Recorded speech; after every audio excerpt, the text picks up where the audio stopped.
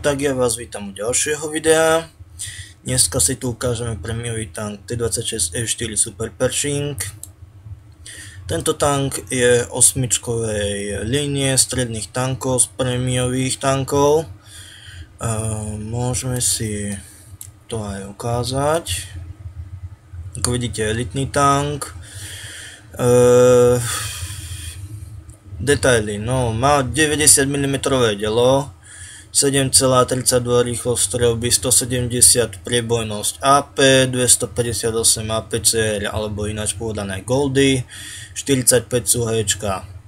Poškodenie klasika, 240, 240, 320 píšu HČ, ale je to blbosť, ste radi, že dáte 110. Čas zamerania je tam 0,38 je rozdiel na 100 metrov a 2,3 je čas zamerania. Väža je 101, 76, 76, čo není moc. Rádio 745, dosah rádia, slabý motor, 500 koňový šeskový, mohli dať lepší. A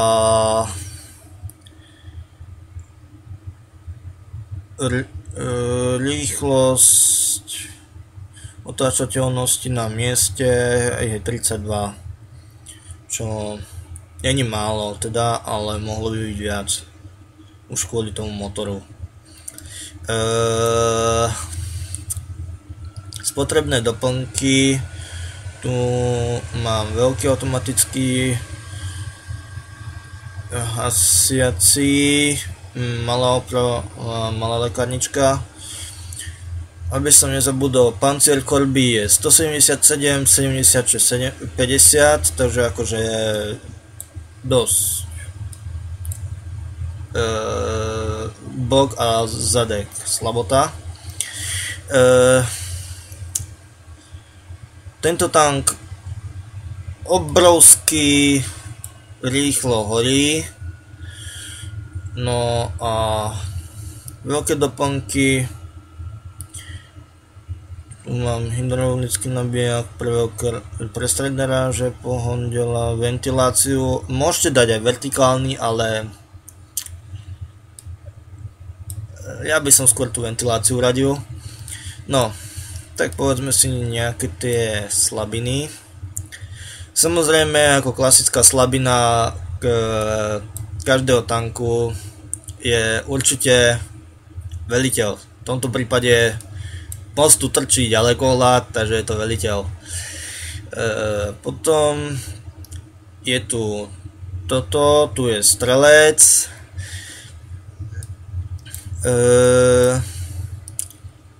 Klopenie pancieru celkom slušné, na to, že je to stredný tank. Muníciu má naľavo, časť má vo veži, časť má vo vani.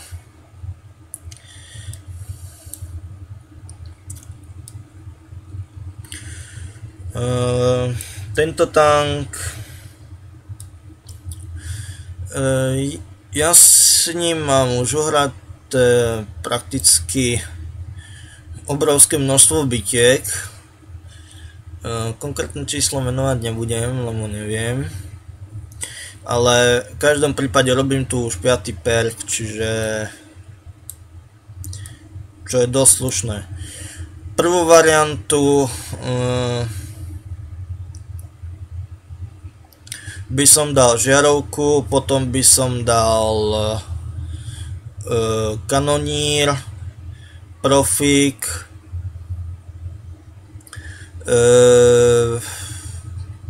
operátora a intuice, čo sa týka nabíjania a takýchto vecí ako prvý perk.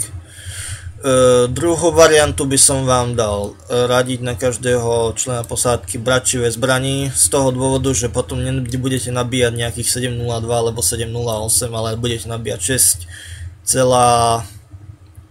6,77 alebo 92, záleží od toho, či si dáte ventiláciu alebo nie. Myslím si, že viete všetko, tak si hodíme bitku.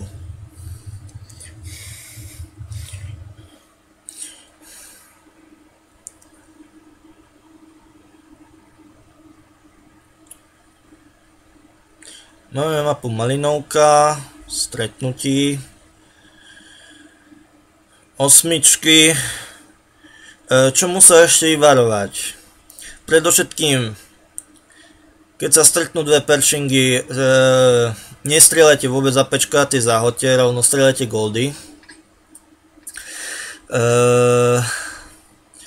Čo sa týka tých I-stroják, 110 a T-34. T-34 strieľať do vane, doveže to neskúšajte, absolútne to nula. Taktiež neprestrelíte ani E6, keby tu bola uvedená. A u devín to ani neskúšajte pri S75, ST1, ruskej, alebo u osmičky, KV4 napríklad. Toto všetko sú také tanky, ktoré buď prestrelíte náhodne APčkom, alebo neprestrelíte vôbec.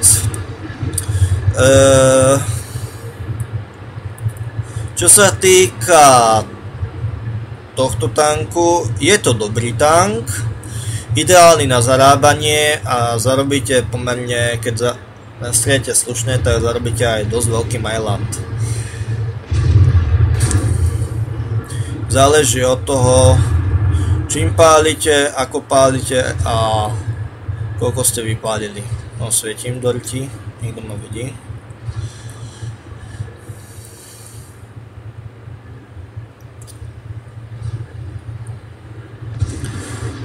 Sú veci, ktoré na tomto tanku nenávidím, sú veci, ktoré sa mi nesmierne páčia.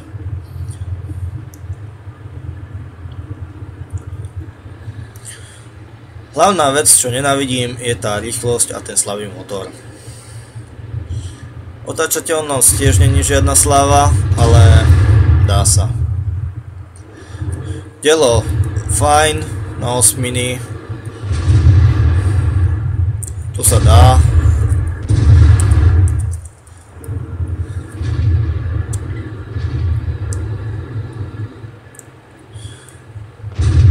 No, spomeň T-34 a máme proti sebe. Čo je dosť v pytli.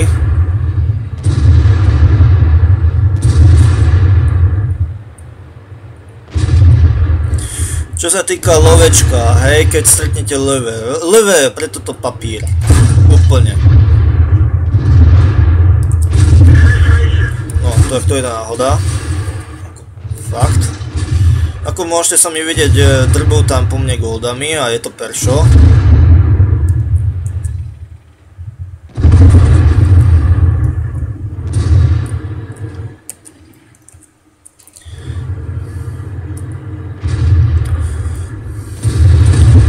Existuje jazda jedna vec, ktorú najviac nestrpím a stretávam sa s tým, dá sa povedať, v jednom kuse.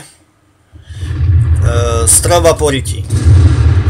Kto strieľa po riti, ten není pre mňa hráč, ale je pre mňa posera. Čo sa týka ATčok. Sakra, dielo v pytli. Čo sa týka ATčok. AT, stíhače, s týmto prerazíte, ale prerazíte len tak náhodne. A ding.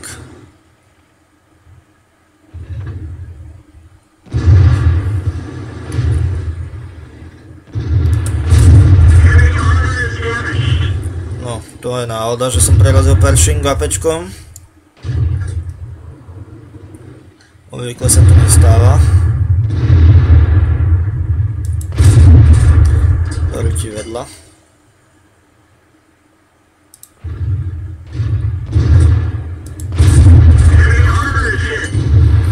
Ako vidíte, strieľam AP. Čo ja nezvyknem väčšinou.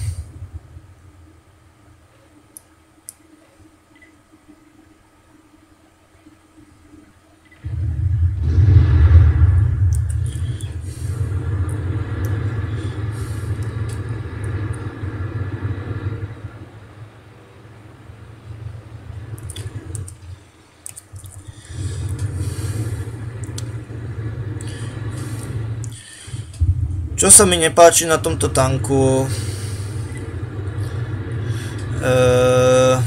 je, že keď stretnete niekoho, kto po vás strieľa a strieľa tak, že strieľa v jednom kuse a prerazí vás v jednom kuse, tak sú to väčšinou goldy. Ako vidíte, mám kill.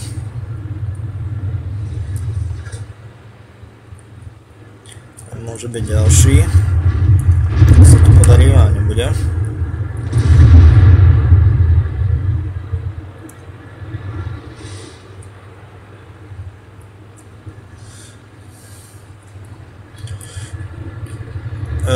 V tejto bitke vám chcem ukázať, že je dobre mať síce veľa killov, ale hlavne je dobre mať slušný damage z toho dôvodu, že dokážete pekne zarobiť.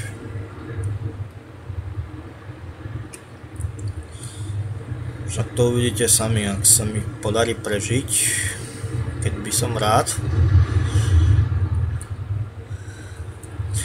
Čo je pre mňa akože v poslednej dobe blbé pri tomto pershingu, zvyknem nastrieľať divoko a neprežiť, alebo zvyknem nastrieľať obmedzenie, čiže málo, a prežijem. Momentálne je to tá druhá varianta.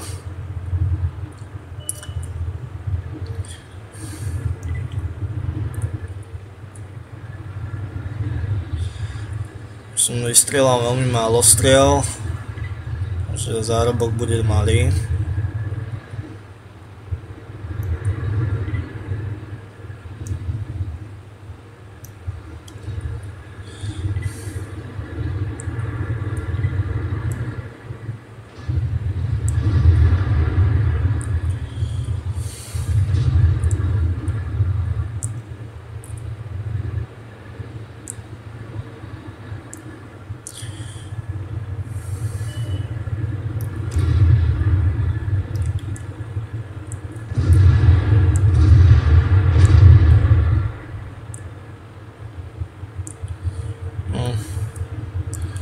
Budem rád, keď sa doplazím k tej vlajke. By som aspoň kepovacie body mal. No, to sa mi asi nepodarí, ak tí kolegovia zabijú toho posledného.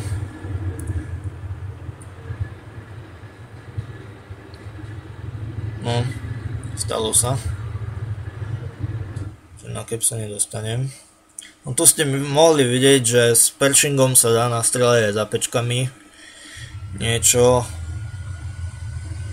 No, mám len pozorovateľ, 2000 skúseností, 61 684, tretia trieda, čo nič moc.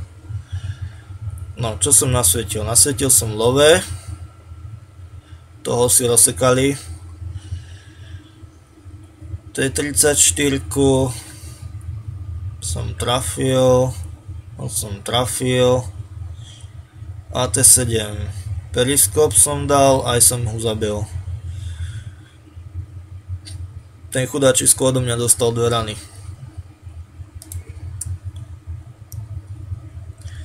Vypálených 6, presných 5, prerazených 4. No, žiadna sláva teda.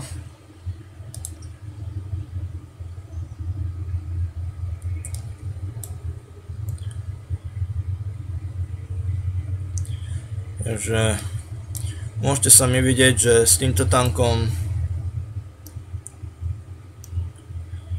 sa dá fajn zarobiť, ale musíte aj poriadne nastrieľať.